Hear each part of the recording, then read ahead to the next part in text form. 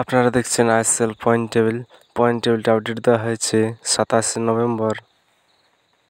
Point টেবিলের 1 নম্বর পজিশনে আছে মোহনবাগান 8 ম্যাচ খেলে 17 পয়েন্টে।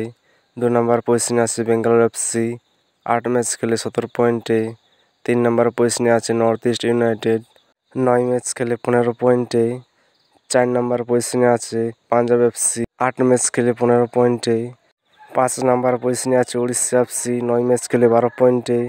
6 নম্বর পজিশনে আছে এফসি গোয়া 8 ম্যাচ খেলে 12 পয়েন্টে।